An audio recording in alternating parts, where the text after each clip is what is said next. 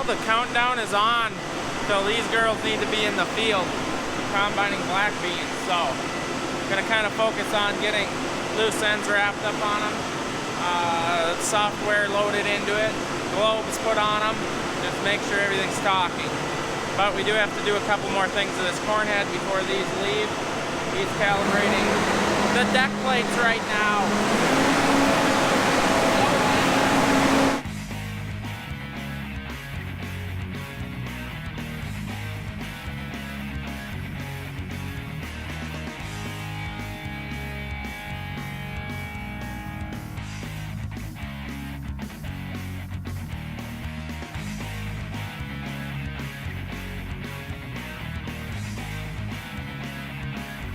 So, did we both get haircuts this weekend?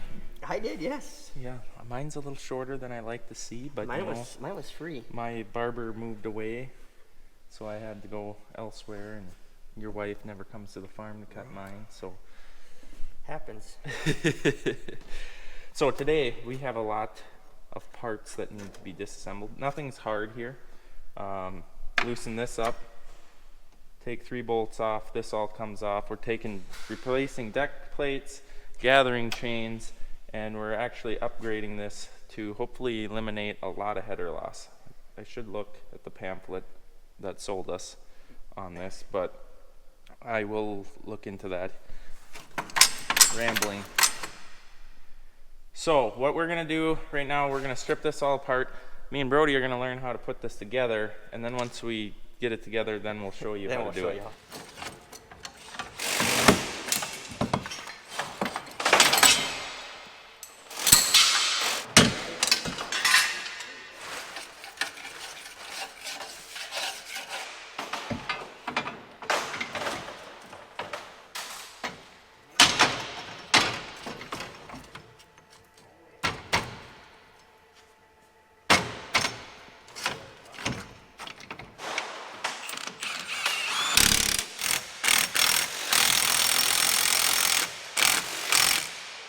You having fun?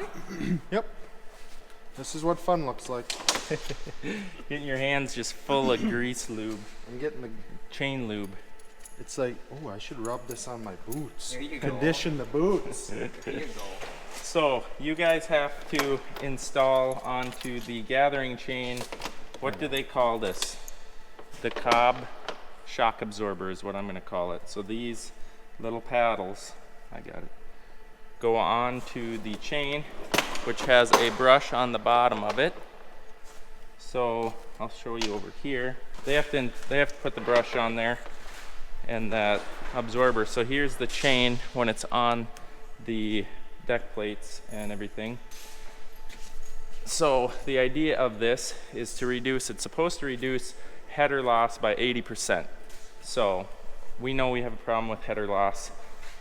This is going to be the solution we're hoping, but basically it's got a lip right here on the deck plates that the idea is the corn will butt shell.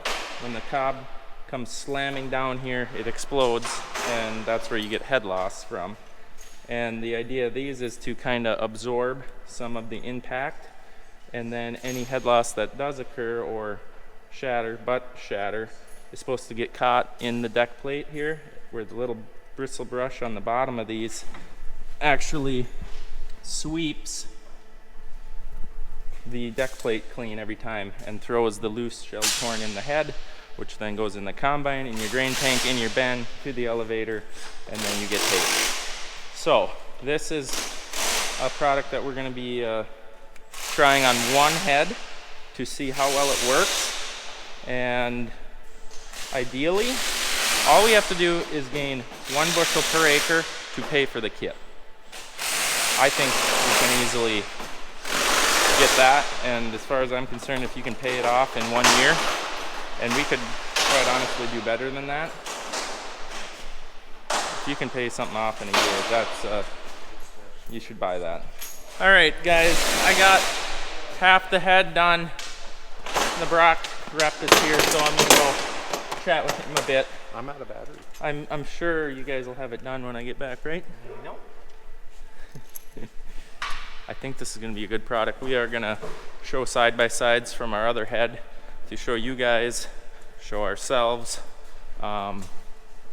if we're getting benefit, how much benefit, and should be pretty cool. I'm back, boys, I'm back. A movie star. Half a star. Half a star. What does the agronomist know about your white mold and your beans? Should have sprayed Endura. So it's white mold? Yeah. So Endura is what? Fungicide to help that. Or Topsin, like what we did on edibles. Not Endura, I think, helps a little bit with plant health, like what our fungicides are. The main goal is. You know, the azoxypropylene or whatever we spray doesn't do anything for white mold. But yeah, knowing that, I have a defensive bean out there, just the genetic it is, but that's... White mold is took over. Yeah. It's rampaging. It's running around like a chicken with its head cut off. No, it's not horrible, but it is bad in some spots. Overall, it's not horrible. It's not our But first it's time less- experiencing this, though. Less than ideal to have any, so... We'll do corn on corn there for 10 years and get rid of it. Start to get on Excel, start planning it out. Yeah. But like you know, I mean, those were really, really, really nice beans. Oh, out they there. were. Lots of foliage, So really it's tall. frustrating. Perfect environment for the white mold spores to start popping. It's on the hilltops, but it's where an old grove and farm site was long before my time. That grove was gone, but High yeah, productivity. and I don't know if there was productivity. cattle there too, and yeah. Well, Brody. Oh, that was almost my finger. You would have been sorry. So you don't go row by row, you just throw parts everywhere then, huh? That way, if we forget, we got nothing to compare to. All right, we've got all 12 rows installed, cleaned, and now it says in the book to rotate by manual, big Swede, huge man with pry bar in here. Watch your fingers. Rotating. Wrong way, You sit down. towards you at the bottom. You lied. So he's gonna turn that knuckle and drive line, and it should turn over half this head. I bet you can get up to shopping speed. I bet you can't.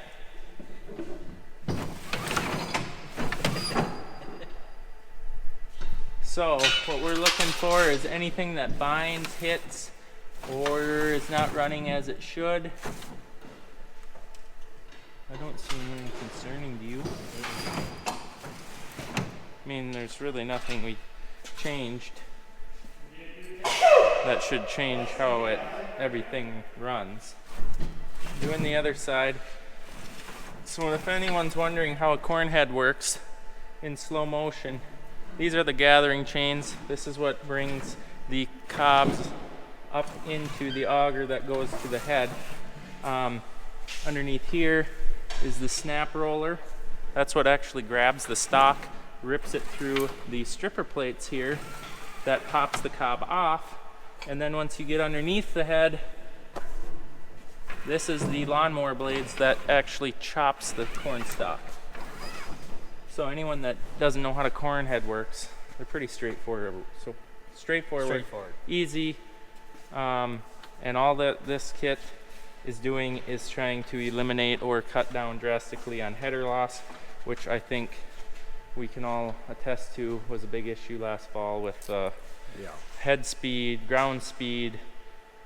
It makes header loss worse, so hopefully this drier, if we have dry corn this year, we'll see. Not this year, probably. But Some of it was planted okay. your hailed out stuff might. Yeah, that might dry down real good. That should be nice. Yeah. Propane savings in the long run. 200 acres of hailed on corn. That should be some good nubbins and mold. Did it rub anywhere? Not that I could see, but I was really not looking. You were teaching. I was teaching. So, This doesn't look Yeah. like it's very tight. well, what the heck? It's adjusted properly, but it's no sliding. Something's not right, Brody. It's seized. I We've didn't do it assembled it in proper. improperly. That's the only one we did improperly then. You guys did it. What's wrong? All right, we just got this project completed. We've rotated it. I believe this head is ready to go now, 100%. I don't think there's anything more we're gonna do. We might run this outside, but then set it on the trailer. We need this combine set up for black beans. But if you guys have any interest in doing some research in this, I'll put the link in the description, because it is a product that I think can make farmers a ton of money, and it's also why we are testing it. But if I save 1 bushel per acre, which I think is doable, the kit's paid for. If I can save 2, profit. So, and once this ain't a 1-year product, the chain will last for many years. I mean, heck, our gathering chains on our heads 5, 6, 7 years. We've never replaced them, I guess. I don't know how long they go for, but you just replace these brushes and poly pieces, if probably yearly, I think is what I heard, yearly for them, which is a small cost when you can make a lot of money or save a lot of money. So check it out, link in the description. Leading Edge Industries. Check it out. They have other cool products also that I should look into. You guys remember when this broke on that Monday on a Wednesday video? Yeah. Turns out just the screw came out. Not a big deal, other than you gotta totally disassemble the whole inside of the door, which I get to try to pull out these clips that you swear are breaking the whole truck when you pull them out, but got that fixed for the most part. See how well these little plastic buggers come out. I hate those things, but it's what I got to deal with.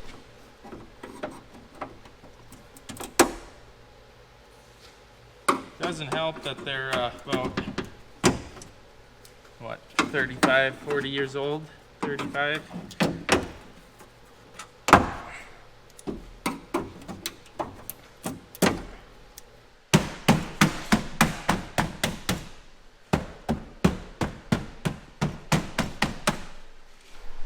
Just enough force to snap it in, but gentle enough to not crack anything. Here we go. Service trucks, ready to offer more service. Why does that not look like it's supposed to be? Oh boy. Is that how that's supposed to be? I don't think so. Well, that kind of scared me really bad. I had to put my thinking hat on and realize that unlock the door, everything works a lot nicer. Now we're fixed. Well, I'm gonna go see what the guys are up to. I know Eric, he's loading fields, varieties, lines, auto track lines from the computer to the combines right now. That's a very necessary thing to do before harvest. Basically, any updated fields, lines, the varieties where they were planted, it's just clicking buttons and transferring it over, but it's a step that needs to be done before before harvest, so a week away. You didn't see this coming, did you? Did you guys even notice that this barn's gone? So we had a friend of our truck drivers. His barn went down that he has his livestock in the tornado, and he's looking for a building, and well, he came, disassembled it, and hauled it to his house and is reassembling it. That means pit slats need to be taken out, and the dry manure used to be liquid, but over the 15 years plus of no water, no manure, urine, so on and so forth going in the pit, it's dried out, and we got to get this cleaned out before that stuff turns to liquid again.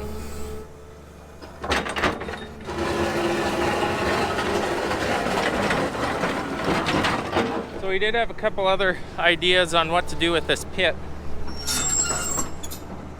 I don't know if anything's gonna happen. Dad wanted to put a bladder in it, put our fuel tanks in there, but after talking to our fuel guy, he didn't think it was a very good idea. You could probably build one for not that much more money above ground and to the size you want, because our tanks, you wouldn't even get our fuel tanks in here. It's just not big enough for our horizontal tanks. You'd need vertical tanks. And we did also talk about knocking this wall out to the east, excavating this dirt out to grade that would be flat, and we could store like P-rock, gravel, just cool little storage there. Maybe make a loading dock for the excavator where you could back the semi in. But then again, I don't know if you want to rework all this dirt work that we literally just hauled class 5 gravel over, and I don't know how far to the east you'd have to go to get the grade for that. But all stuff we're thinking about doing.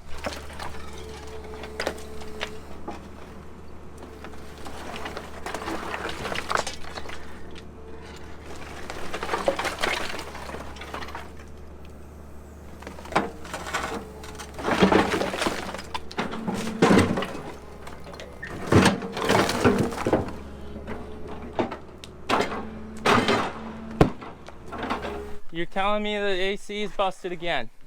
Don't work. It don't work. Junk. It's not very fun when it's 90 degrees outside. Anything's the matter with that thing? I don't know. Maybe Nibbles invited his big cousin, the rat. Don't smell in there, does it? No. All right, I gotta go get cracked and beat up Look by out the. now. That's poop. I gotta go. Why are you shaking? I gotta go get cracked and beat up by the chiropractor. That. Oh, you too? Yeah. Amy was there today too. Yeah, I'm gonna go you get going in too? shape for this fall. I don't know. I think This is my chiropractor. you're gonna break yourself. Is what you're gonna do. That's better. All right, guys. See you tomorrow. I'm also gonna say goodbye to you guys. It's the end of the video. We're gonna see you in the next one. I know you're gonna come back. Don't forget to drop a comment, and we'll see you next time.